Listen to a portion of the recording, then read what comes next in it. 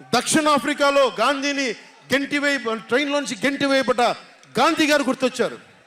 ఏ ఆటుపోట్లు తీసుకోకుండా మన పార్టీని నడపలేం, అవమానాలు తీసుకోకుండా ముందుకెళ్ళలేం.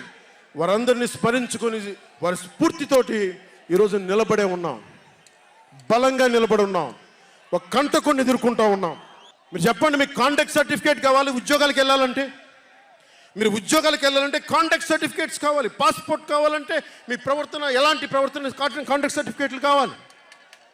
ఒక ముఖ్యమంత్రికి కాంటాక్ట్ సర్టిఫికేట్లు అవసరం లేదు.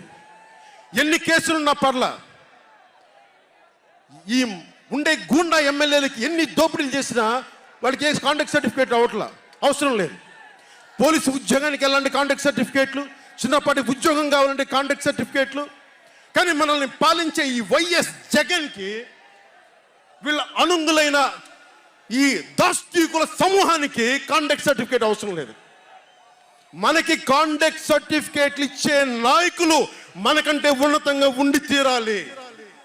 మీరు అలా కాకుండా దోపిడీగాళ్ళని దొంగల్ని ఎన్నుకుంటే మనమే బాధపడాల్సి వస్తుంది. ఈ రోజున పొద్దున్నే పథకం కింద డబ్బులు ఇస్తాడు, సాయంత్రం సారా కింద పట్టుకోపోతాడు.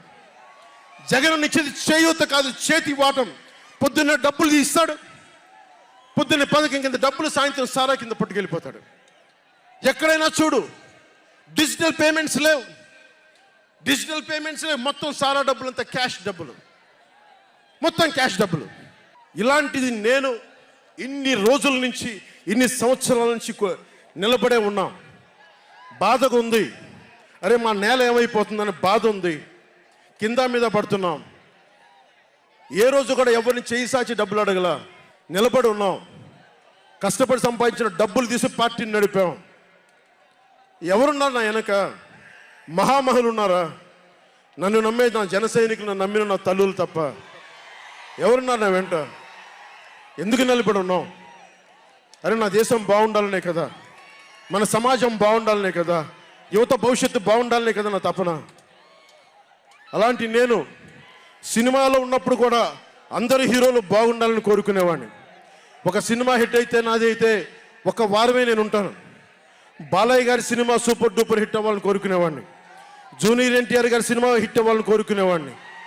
బాహుబలి ప్రభాస్ గారి సినిమా హిట్ అవ్వాలని కోరుకునేవాడిని. మహేష్ గారి సినిమాలు హిట్ అవ్వాలని కోరుకునేవాడిని. మెగాస్టార్ చిరంజీవి గారు అద్భుతంగా విజయాలు సాధించాలని కోరుకునేవాడిని. రామ్ చరణ్ విజయాలు సాధించాలని కోరుకునేవాడిని. ఇలాంటి అల్లు అర్జున్ లాంటి పుష్ప హీరో అద్భుతంగా ఉండాలని, గొప్ప అవార్డు సాధించాలని కోరుకునేవాడిని. ఇలా ఎందరో, ఒకళ్ళు కాదు, ఎందరో వారందరికీ పేరు పేరున చెప్పలేను, కానీ అందరూ బాగుండాలని కోరుకునేవాడిని.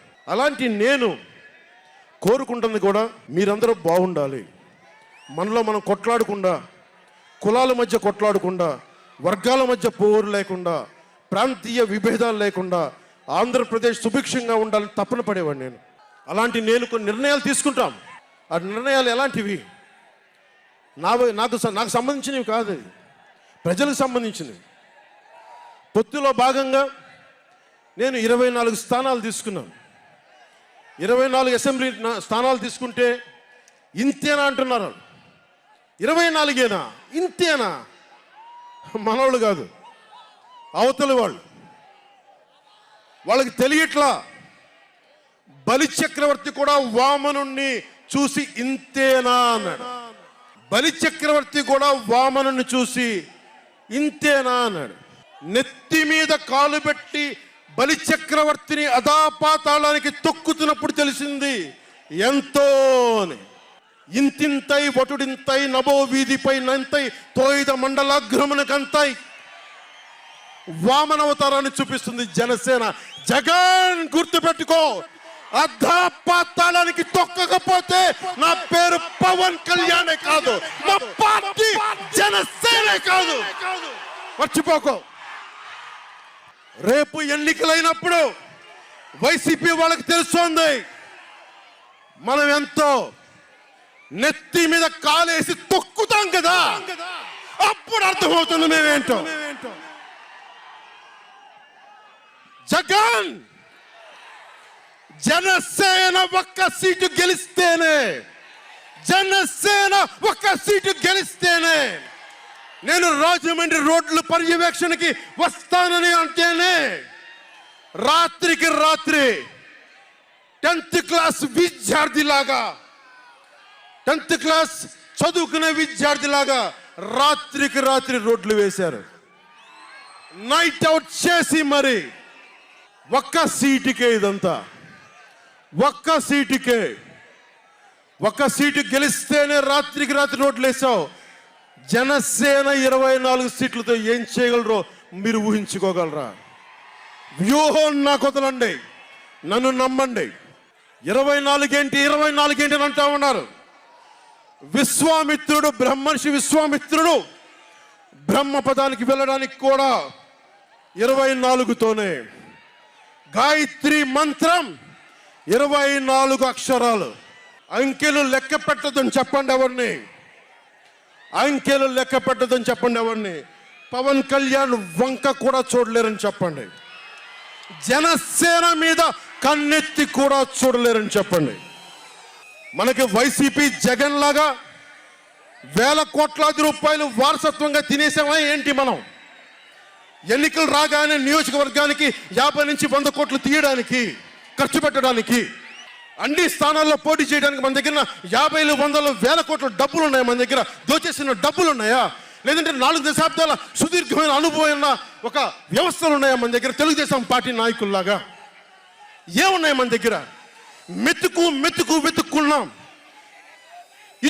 ఇటుక పెంచుకున్నాం. ఇప్పుడిప్పుడే ఇల్లు కడుతున్నాం, జనసేన ఇల్లు కడుతున్నాం, కోట కూడా కడతాం. తాడేపల్లి జగన్ కోట కూడా బద్దలు కొడతాం.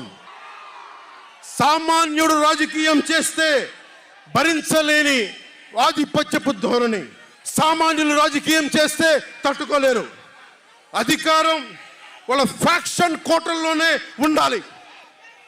అది దాటి మనలాంటి మామూలులోకి వస్తే, మనం వ్యూహాలు వేస్తే, మనం పొత్తులు పెట్టుకుంటే వాళ్ళు భరించలేరు.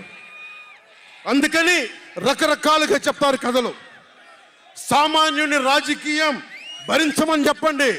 జగన్ సామాన్యుడు రాజకీయం చేస్తే ఇలాగే ఉంటుంది. వ్యూహాలు వేస్తాం, పొత్తులు పెట్టుకుంటాం, నీ కోటలు బద్దల కొడతాం.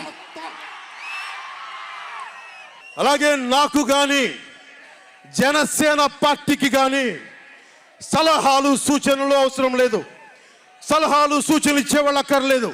యుద్ధం చేసేవాళ్ళు కావాలి. కొత్త రక్తంతో, కుత్తలాడే రక్తంతో, గుండెలు చరించుకునే యువ రక్తం కావాలి. దాష్టికాన్ని నిలబడే యువకులు కావాలి. కత్తులు పట్టుకునే వీర మహిళలు కావాలి.